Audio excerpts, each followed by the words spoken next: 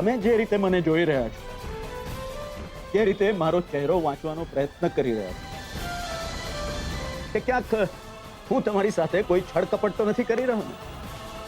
પણ મોહનભાઈ, સાચું કહું, હું તમને એ જ કહી રહ્યો છું જે કિંજલની ઈચ્છા છે. પણ શાંતિભાઈ, મારી દીકરી ઘર વેચવાની વાત શું કામ કરે? અને આટલો મોટો નિર્ણય એ મને પૂછે પણ નહીં. એટલે મોહનભાઈ, તમે આજકાલના જુવાનિયાઓ તો જાણો છો, એ લોકોને વાત વાતમાં સરપ્રાઈઝ આપવાની આદત હોય. બની શકે કે કિંજલ પણ તમને કદાચ એ જ રીતે સરપ્રાઈઝ આપવા માંગતી હોય. નહીં નહીં, જો એવું હોય તો એ મારી સાથે ફોનમાં વાત કરતી હતી ત્યારે એના અવાજમાં એક આનંદ હોય, મસ્તી હોય. આ તો ગભરાયેલી, થાકેલી, ઉદાસ દેખાતી હતી. મને ફોનમાં કહેતી હતી કે મારે ભગવાન સાથે વાતો કરવી છે.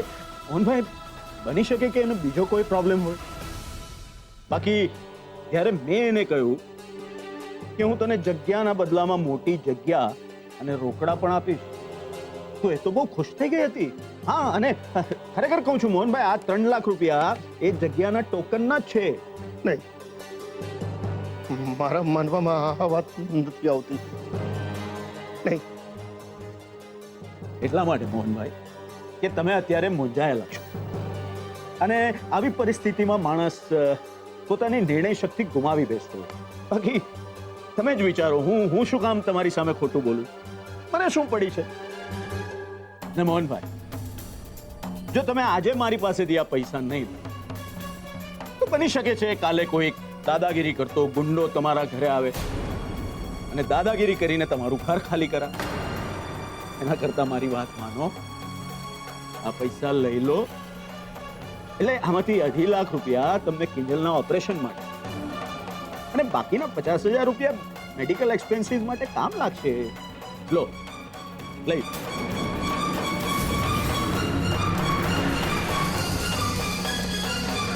નહીં નહીં શાંતિભાઈ, મને એમ કહો, જો કિંજલ જાગી જાય અને એમ કે મેં આવું કઈ નક્કી કર્યું જ નથી તો?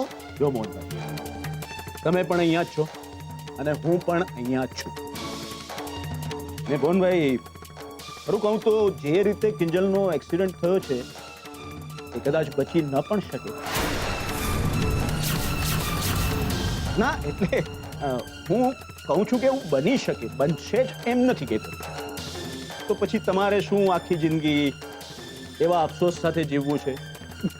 જો મોહનભાઈ, જે દીકરીએ આખી જિંદગી બસ પપ્પા પપ્પા કરીએ રાખ્યું છે, તો એના એ પપ્પા એની એક છેલ્લી ઈચ્છા પૂરી નહીં કરે? એવા પપ્પા છો મોહનભાઈ, જે દીકરીએ તમારી પાછળ પોતાની જાત ઘસી નાખી, આટલી મહેનત કરી, દીકરી હોવા છતાં દુકાનના ગલ્લે બેસી, તમારી વીસીના હપ્તા ચૂકવ્યા, ને એટલું જ નહીં, પોતાના લગ્નની ચિંતા ન કરીને પોતાની મોટી બહેનના લગ્ન ધામધૂમથી કરવાનું વચન માસુભાઈને આપ્યું. તમારી એ દીકરીએ તમારી માટે જાત ઘસી નાખી અને તમે એની એક આટલી અમથી ઈચ્છા પૂરી નહીં કરો? જો મોહનભાઈ, ઓપરેશન પછી કિંજલ જીવે કે ના જીવે, પણ તમે જરા વિચારો, તમને લોકોને મોટા ઘરમાં જોઈને એના આત્માને કેટલી શાંતિ થશે. એટલે તમને કહું છું મોહનભાઈ, લઈ લો આ 3 લાખ રૂપિયા અને લો, આ ઘરના કાગળિયા પર સહી કરી દો અને થઈ જાઓ દીકરીના ઋણમાંથી મુક્ત. લો.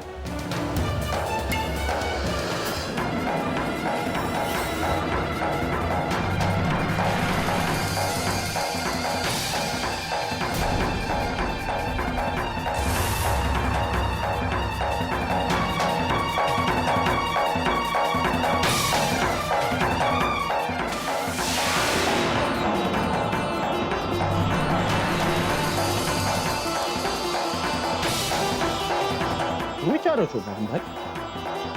અરે મોહનભાઈ, તમે નસીબદાર છો કે તમને તમારી દીકરીએ આવો મોકો આપ્યો છે. બધાને આવો મોકો નથી મળતો.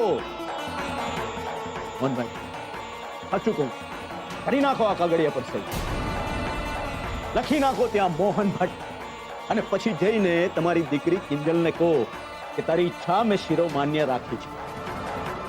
અરે ન વિચારો મોહનભાઈ, અરે જમીનની સામે નહીં, દીકરીની જિંદગી સામે જુઓ.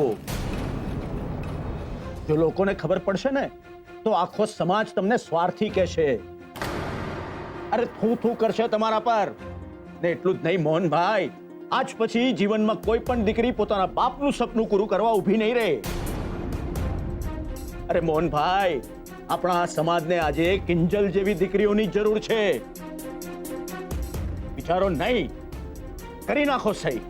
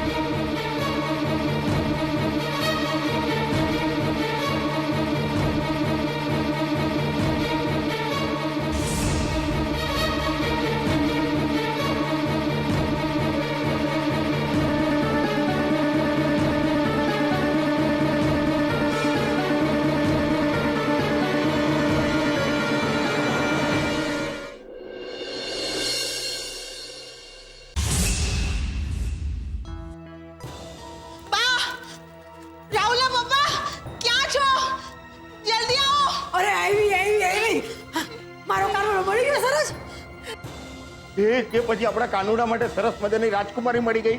એ બધી વાત છોડો ને, આપણે જલ્દી જવું પડશે. ચાલો. ક્યાં? કાનુડા હાટુ થોડી જોવા? ના બા, કિંજલને જોવા. ભાભીનો ફોન હતો. કિંજલ અત્યારે હોસ્પિટલમાં છે. એનો એક્સિડન્ટ થઈ ગયો છે અને ઓપરેશનની પણ વાત ચાલુ છે. બા, આપણે જવું પડશે. ચાલો ને. વાત કરે છે સરસ. કિંજલનો એક્સિડન્ટ થઈ ગયો છે. હા, આપણે હોસ્પિટલ જવું જોઈએ. ચાલ ચાલ ચાલ. અને ચાલો. બા, તમે કેમ બેસી ગયા? ચાલો, આપણે હોસ્પિટલ જવાનું છે કિંજલને જોવા. બા, બા, તમે બેસી શું કામ ગયા? ચાલો ને. જાય મારા દુશ્મન. મારે નથી જવું. બા, તમે આ કેવી વાત કરી રહ્યા છો?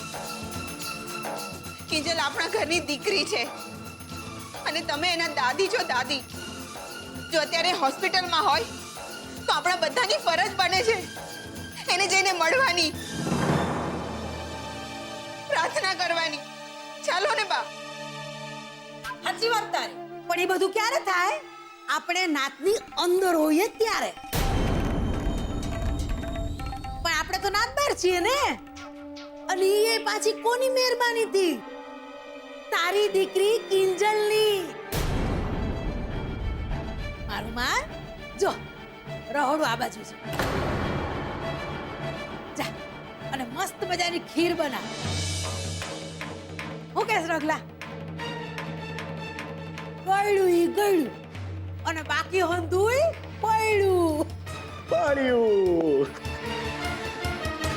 પણ બા, નાત બારના નિયમમાં આપણે છૂટ લેતા જ આવ્યા છીએ ને.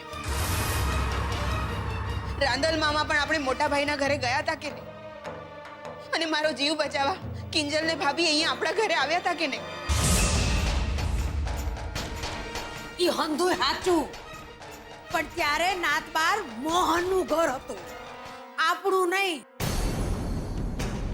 બાકી મોહનને છાપરે ચડાવો કે છાપે, એને ક્યાં કોઈ ફરક પડે છે? પણ મને બહુ મોટો ફરક પડે છે. રાહુલના પપ્પા, ચૂપ. ફરક પદુડી જ્યારે જુઓ ત્યારે સલાહ સૂચન આપવા બેહી જતી હોય છે. ખબરદાર, જો ઘરની બહાર ટાંટિયો કાઢ્યો છે ને તો ટાંટિયો તોડી નાથવા આપી દે. ઓલી કિંજલડીના ખાટલાની લગોલગ તારો ખાટલો લાગી જાય અને એ ભાંગેલા હાથે પગે. એ રગલા, ક્યાંય જવાની જરૂર નથી. બેહી જા.